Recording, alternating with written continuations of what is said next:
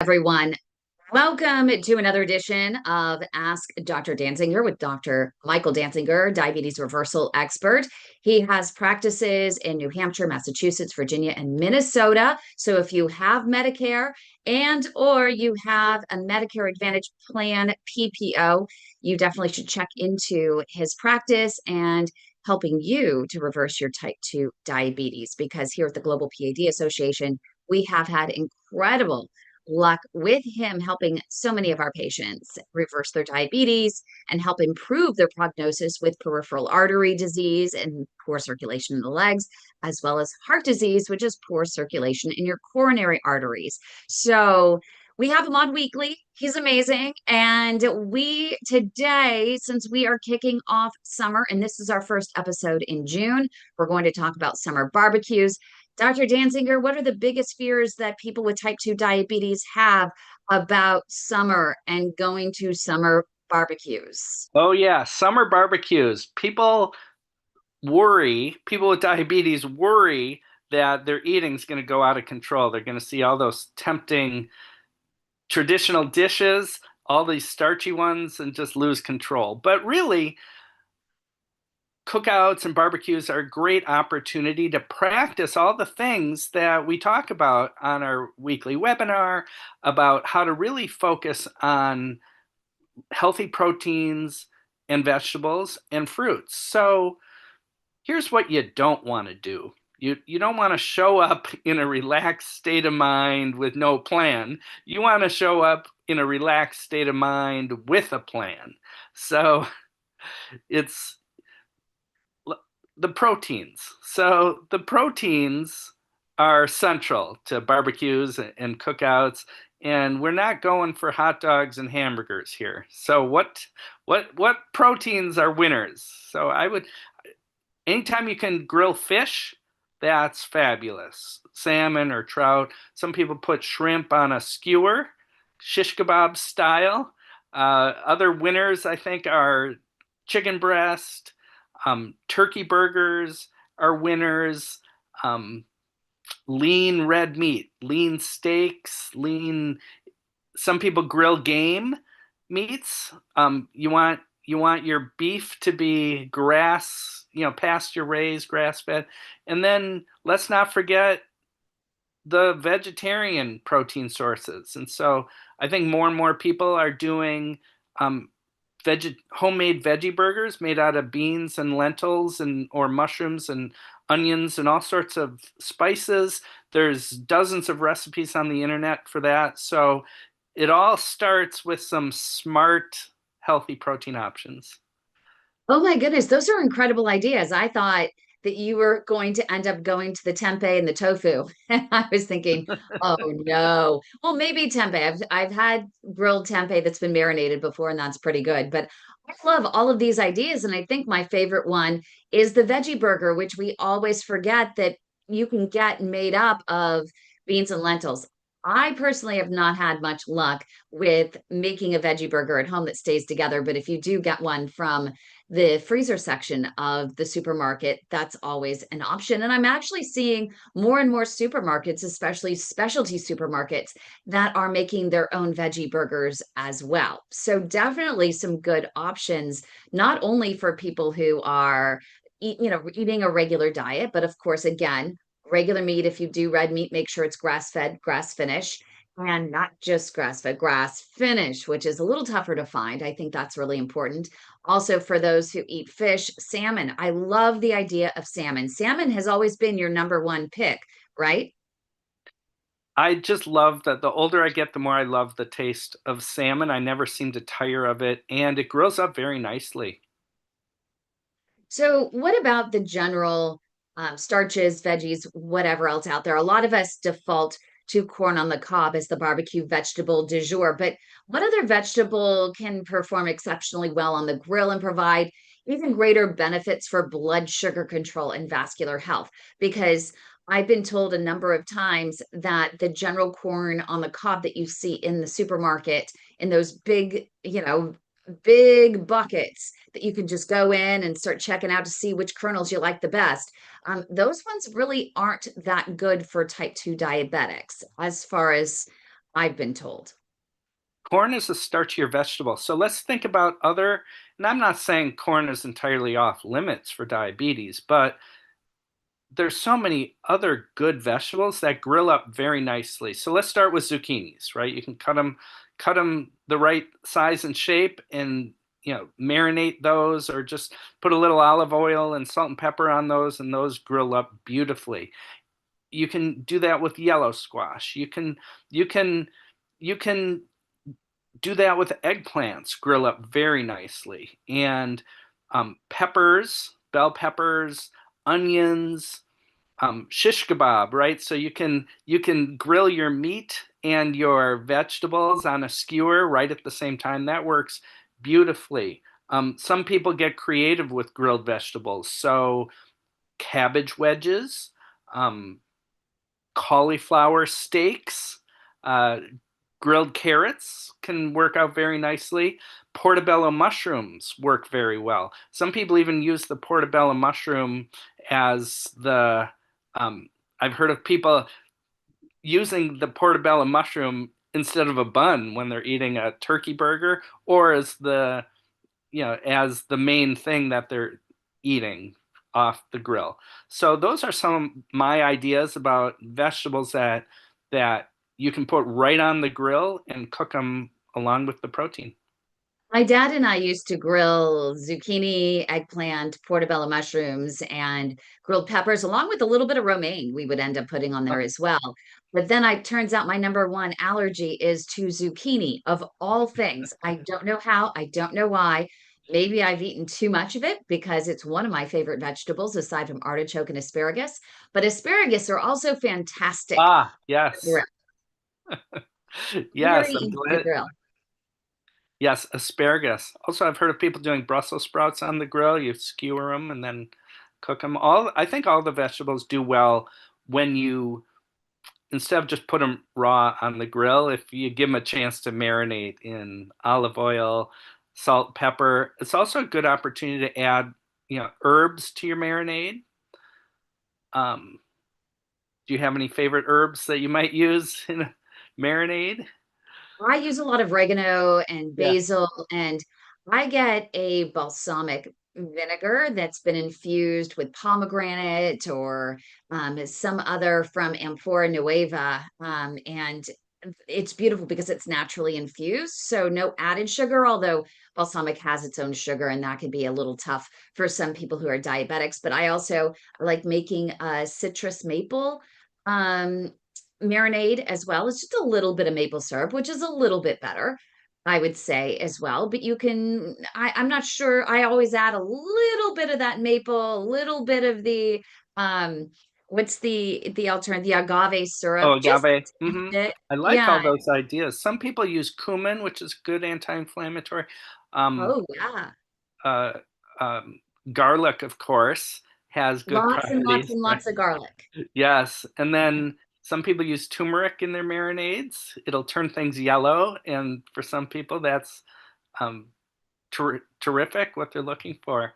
But I So, think that's the way to do it because use turmeric because with turmeric it's better to have the grill, with that because it turns everything inside your kitchen yellow or a dark orange, a mhm. dark yellowy, orangey color. So put it on a wooden skewer, sprinkle it on outside, and there you go. Put it on the grill right then and there.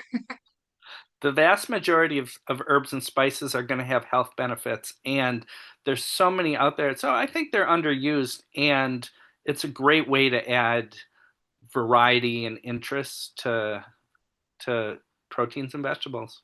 And cayenne pepper. That is my number one go-to because it adds a lot of pop to everything. Agreed. Absolutely. So, what I also use when I barbecue, because I am gluten-free, is instead of doing a gluten-free bun, I'll either make my own cauliflower thins, my own cauliflower buns, really easy, or I'll make an avocado thin, which is really easy to make. Recipes are all across the internet, but you can find cauliflower thins in the freezer section that you can use. And so it's just what cauliflower, egg, and water, and maybe a little bit of arrowroot to bind it together. But that I use with a portobello mushroom as my filling. You can also, as you said, use a turkey burger or a veggie burger in between. The only downside is you can't put as much condiments, which I think is probably a good side for those who are diabetic. Unless you're using, make sure you're using a sugar-free ketchup like Primal Foods has an amazing unsweetened ketchup. Some have even told me tomato paste is a great alternative. Curious your thoughts. And Dijon mustard are great options for diabetics. Yeah, absolutely. So condiments can be an issue. And yeah, with those tweaks, right, the sugar-free ketchup, mustard, of course, is a winner. So you can always use that. You can use, some people love vinegar, and um, the I love barbecue sauce. It's hard to, for me, one of the most delicious condiments is barbecue sauce. And it's often there at a cookout or a barbecue, and they do have low sugar versions of barbecue sauce. You can make them homemade, of course, and a little bit goes a long way. So when it comes to unhealthy condiments, just a little bit goes a long way. In one way with ours, we like our Tony Roma sauce. We use Tony Romas on everything, but we put in a little bit of lemon in there just to tone it down. We also add a little water, so we still have the flavor, but it's not as thick. You can find barbecue sauces that are gluten-free and are sugar-free. They may not even say it on there, but always check those ingredients. And if anything, you're forced to just maybe water it down or add a little bit of lemon, and it could actually help. But it adds a little flavor, it adds a little tang to it as well. Good tips. But but what about, I mean, summer gatherings are always carb loaded. They're really challenging. The pasta salads, the potato salads, the breads, they are everywhere. What strategy do you recommend to help patients enjoy these foods without experiencing those dangerous sugar spikes? Yeah, I think that's the number one challenge really when it comes to, cookouts is all these starchy side dishes. So, problem number one is the bun.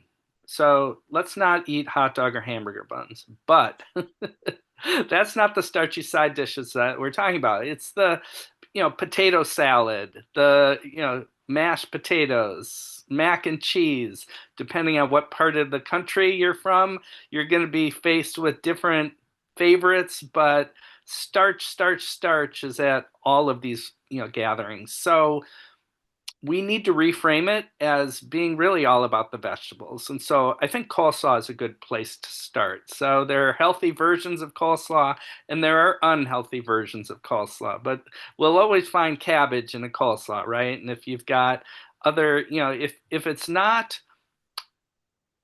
super high in mayonnaise, it's the mayonnaise and that adds a ton of calories. And so a little bit goes a long way. You want more vinegar and more mustard in your coleslaw and lots of flavors and seasoning. There's potato salad is another issue. So it's, you know, some people are just going to take a tiny helping of a traditional potato salad and say, okay, I had my tablespoon. Now I can, eat other things. But there are healthier versions, low carb versions of potato salad. Some people use um, cauliflower instead of potato. Some people use cooked turnip cubes instead of potatoes. One can even make a potato salad out of cooked radishes. So, think of radishes. I want to talk about radishes a little bit. Almost nobody thinks about eating cooked radishes as an alternative to, to baby potatoes. But I think it's just a cultural oversight. Americans think of radishes as something you cut up and put in a salad, but it's a very much it's a third of the calories of a potato. They lose their bite or their bitterness when you cook radishes. And so you can, cut them in half. You can saute them gently for, on low heat for 10 minutes with a little bit of butter. You can steam them or boil them and then let them cool and then refrigerate them overnight. And then you can use them in the same way that you might use potatoes in a potato salad. And then you'll add celery, celery salt, salt and pepper, healthy version of mayonnaise. You can use like avocado based mayonnaise, for example, avocado man mayonnaise based on avocado oil, for example, or olive oil, and pickles, cucumbers, lots of things can go into a potato salad. And um, using the turnip or radish or cauliflower instead can be a big hit at a barbecue. And I use So those are. a little bit extra egg, a little bit more Mhm. of the egg Oh, white than I do the egg yolk. And I also add a lot more celery in there to make it a celery. little bit more. Yes. But I love that you mentioned radishes because those are really high in vitamin C, and they also have micro nutrients like folate and B6 and manganese and even calcium. The only thing that they are low in is protein. But if you add a little extra egg in there, would you agree that that might be a really good healthy side dish? Yes, absolutely. And then absolutely agreed. And so egg salad, is another, variation on this theme. So at barbecues, you want lots of appealing vegetable dishes, salads. So, I make a salad that has cucumber, cherry tomato, red onions, avocado, black beans. You could put some salsa in there and make it kind of a Tex-Mex. If you had a few kernels of corn in there just for color, that would, I think, be okay. And so cilantro would go well in a salad like that. So there's no lettuce in that salad, but I think that would play very nicely at a barbecue. That is an incredible thing. I was just going to say that one of my dad's favorites is just cucumbers and tomatoes, cherry tomatoes. And we slice up the tomatoes and we marinate it overnight with oregano and basil and a red wine vinegar, or you can get an infused vinegar with lemon or apricot or something like that. But we just use red wine vinegar and a little bit of Celtic salt and pepper and a lot of garlic, lots and lots of garlic. And you could be the volunteer to bring the salad. Then you have a little bit more control and you can actually um, bring a salad that you really like and that you will crave. But I'm curious, Dr. Danziger, you have mentioned before that the order in which you actually eat what's on your plate is also critical in maintaining a balanced blood sugar. Yeah, so yes, when you're eating something that can raise blood sugar, it's good to pair that with healthy fats or healthy proteins because that evens out the spike, which I think is a good segue for talking about fruits at a barbecue. So and so, um, what you don't want to do is eat all of the sweets at the end for dessert. You want fruit can grill up very nicely. So, what are some fruits that you could put on the grill? So, let me start with pineapple. Pineapple grills up beautifully, and you can just get a whole pineapple. You can cut the skin off. You can cut it into circles. You can even dust those with cinnamon and put those right on the grill, and it just brings out all the flavor and sweetness. Don't overdo it on fruit, but fruit is better than most of the other sweets at a barbecue. So you can also grill apples. You can do the same thing with the cinnamon. I've even heard of people using firm pears on the grill. Peaches grill up very nicely. Plums and apricots. I've heard of watermelon steaks on the grill. And um, Kim, can you think of any others, or did I I get think everything that you can think of as a grilled fruit? those are perfect. Maybe even some jackfruit might be an option to put on the grill as well. Yeah, that sounds good. I wonder if you could grill mango slices. Ooh, that actually would be delicious. And maybe doing, as you said, creating those shish kebabs, making them ahead of time and bringing them and sticking them Mhm.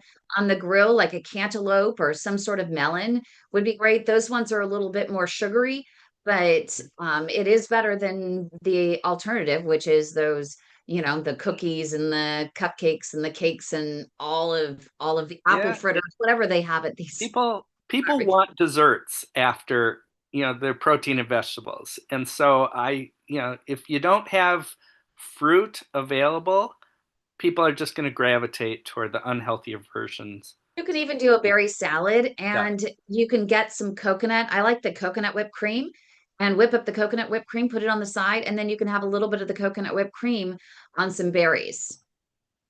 agree 100%. There's so many different versions of fruit salad that are winners. Berries are a top choice for sure. And you mentioned the pineapple, and I love this idea because you can not only cut up the pineapple and you can grill it, but then you can scrub the outside and make sure that it's clean of any pesticides or anything like that. And then you can put it into a big vat of water with I usually put a few hibiscus tea bags, and then I cut up some fresh ginger. And then I boil it, I let it sit, and I have a beautiful iced tea which is a great alternative and segue. You like that smooth segue into talking about the sipping cocktails or mocktails, the beer, the wine, the spirits. That would be a great, satisfying alternative. Oh, yes, absolutely. What to drink at a barbecue? Not the So, Kool-Aid. Don't drink the Kool-Aid. so, water's always the best. But what people fear is if you drink too much alcohol, it's disinhibiting. And then any plan you had at the beginning for healthy eating might go out the window if, a few drinks in, you've lost any self control. So that's a concern. Um, Sweet tea at a barbecue in the South is going to be a problem. So you want unsweetened tea, of course. But when it comes to alcohol, so limit the number of alcoholic drinks you're going to have. Just decide in advance, I'm not going to have any more than 2 alcoholic beverages, and I'm going to drag those out over the course of the whole thing. And, um, wine that's dry rather than sweet is a possibility there. Light beer is another possibility. Hard alcohol with a sugar-free mixer. So remember, water's the best, but drink your alcohol in moderation and don't let yourself lose control over your plans. So those are some of my thoughts about what to One of the drink at a sweet tea, you can naturally infuse it. And while there still might be a little bit of the sugar, it's better than regular sugar. Um, getting a mango and actually just infusing it with mango or infusing it with even a peach or something like that and letting it sit in there and it'll get the flavor and it'll get a little bit more of the sweetness in there. Any alternative sugars that you would approve of, like stevia extract or the agave? That would, if they're addicted to sweet tea and they love their sweet tea, it would offer them at least a healthier, not healthy, I didn't say healthy, but maybe yeah. healthy alternative. I think stevia is perfectly fine, and I like it as a replacement for sugar. I mean, it's calorie free, it's almost certainly safe, and I think it's fine. The, Splenda, saccharin, NutraSweet. I think it's a middle ground, and for some people, it's the only way that they're going to be able to cut down on sugar. And so some people want some sweetness in their coffee or their tea. And so I I just haven't seen any strong case based on scientific evidence against artificial sweeteners. Again, water's better. But if you need some sweetness in your beverage, stevia, some people hate the aftertaste of stevia. And do what you have to do. I don't think that's I don't think that's what's causing America's epidemics of diabetes and weight related medical problems. I don't think the artificial sweeteners are really the source of the trouble. And I'd love to, just in the last minute or so here, I'd love to hear about any sort of real life success with all of these principles that we've talked about. Do you have a patient or a story that you can share of a success story of someone who is able to be on a little bit more of a rigid diet and reverse their type 2 diabetes while still enjoying the summer festivities? Oh, sure. I'll change the name, but let's talk about Tom, who's in his 50s and he's struggled with his weight. And, after going from pre-diabetes to type 2 diabetes for, a year into it, his doctor was, recommending metformin's not enough. We have to start adding, additional drugs. And Tom just didn't want that. And he sought me out and we created an eating strategy and an exercise plan, and he likes meat. And so I said, you don't have to give up meat. We can just focus on lean proteins. And, Tom just the other day told me about a cookout where he went and he brought a salad, that cucumber tomato one that we talked about. I suggested bring that and then put your grilled meat on top of that as a salad. And so he basically had a barbecue salad, um, and he brought, someone had brought a fruit salad, and those were the things that he ate. And he stayed away from the alcohol. And using, with Tom, we're just focusing on the right food in the right place at the right time.